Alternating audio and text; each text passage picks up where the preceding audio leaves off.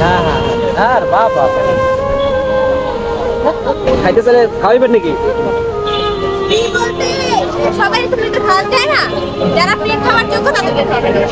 কি পাগল আছে নাকি? পাগল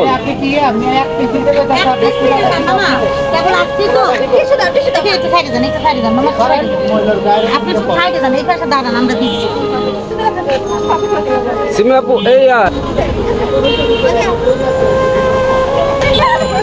বৃষ্টি আপুর আজকে আমি মন পরীক্ষা করলাম। তো হচ্ছে আমার এই ব্যাচ দেখে অনেকেই ভেবেছেন যে পাগল, কিন্তু আজকে বৃষ্টি আপু পরীক্ষা পাস করেছে।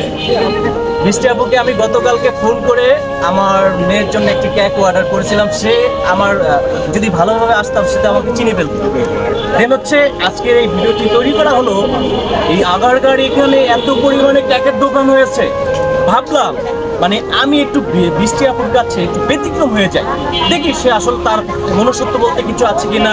দেন হচ্ছে ভাইরাল হওয়ার পরে অনেকে তো ভুলে যায়, পাগল ভুলে যায়, ছাগল ভুলে যায়, অনেকে ভুলে যায়। মানে এই জন্য বৃষ্টি আপু আজকে পরীক্ষায় পাস করলো। আপু ফোন করলাম, কেকটা এনেছেন? অবশ্যই আমার মেয়ের জন্য। আমার মেয়ের জন্য কেক অর্ডার করেছিলাম, আমার মেয়ের জন্মদিন আজকে। বললো বৃষ্টি আপু নাকি কেক খাবো, যে আমার মেয়ে বলতেছে বৃষ্টি আন্টি কেক খাবো। আমি ওনাকে ফোন করে রাইতে অর্ডার দিয়েছি।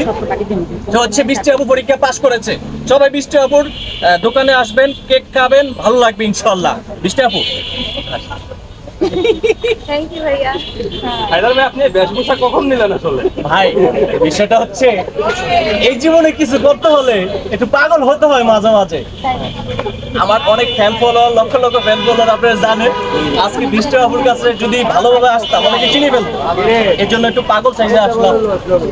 যাই হোক, আরেকটা ভিডিও আপনারা দেখতে পাবেন, আমি ড্রেস চেঞ্জ করে বৃষ্টি আপুর কাছে আসতেছি, সেটাও দেখার অপেক্ষা থাকেন আপনারা। আচ্ছা আচ্ছা, পাগল বেশে কেক খাচ্ছেন কেমন লাগতেছে? আপনি তো একজন কন্টেন্ট ক্রিয়েটর, তাই না? হ্যাঁ, তা আমরা পাগল বলছি না জেনে শুনে, আপনি মাইন্ড করেন নাই তো? না না, একটি কথা আছে, পাগল ছাড়া দুনিয়া চলে না ভাই। আমি সুস্থ মানুষ হয়ে কিন্তু আমার ভিতরে পাগল মানুষ কাজ করে। মনুষ্যত্ব বলতে কিন্তু অনেক সময় পাগল কাজ করে, ফ্যামিলির ডিপ্রেশনে। অনেক সময় আমরা যেই কাজ করি না কেন, কিন্তু মাঝে মাঝে আমরা নিজেরা যে পাগল হয়ে যাই, আপনারা কিন্তু জানেন না।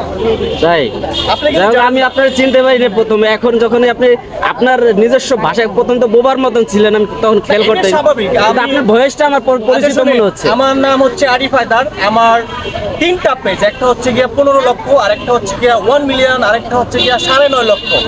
দেন ইউটিউবের কথা তার বলার কিছু নাই। তো হচ্ছে আমার এই বেসটা যখন আমি চেঞ্জ করবো হয়তো অনেকে চিনতে পারবে।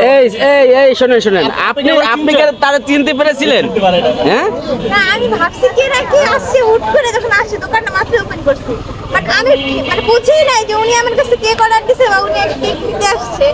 ভাবছি হয়তো পাগলই হবে, পাগলের মতনই তো লাগে। সিরাট টানা গায়ে দিয়ে আসছে, তারপরে কালি টালি মাখা গায়ে, আমরাও চিনতে পারি না। খুব ভালো একটা মেয়ে মানুষ, মনে মানুষ বানিয়েছে। কারণ সে একটা জিনিস আপনারা জানেন, একটা দোকান যখন শুরু করে তো হচ্ছে অনেকে চিন্তা করে যে আমি আগে বিক্রি করে নিই, কিন্তু সে বিক্রি না করে সে আমাকে বলতে পারতো যে আপনি বিক্রি করে নিই, আপনি একটু ওয়েট করেন। সে আমাকে আগেই দিয়েছে, বুঝতে পারছেন?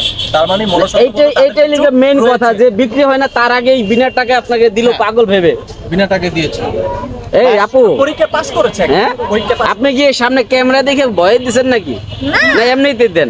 এমনিতেই দিছি। কালকেও একটা বাচ্চা খেতে এসেছিল, ওদেরও দিছি। তাই তো সবসময় তো ক্যামেরা কি মনে করেন যে আমাদের যতটুকু সাধ্যের মধ্যে আছে, ঠিক যেহেতু আমরা নিজেরা মেক করতেছি, আমাদের কাছে আছে, একজন ফ্রিতে চাইলে খাওয়ানো যায়, সমস্যা নেই। যাই হোক আরিফ ভাই, মাইন্ড করেন না, আমি আপনার পাগল ভাবছিলাম প্রথম, পাগল বলে। পাগলই ছিলাম এতক্ষণ, এখনো তো পাগল আছে ভাই। সারা বছর তো আপনি পাগলের পরিচয় খুঁজলেন, আর এখন আপনার পরিচয় কে খুঁজবে ভাই?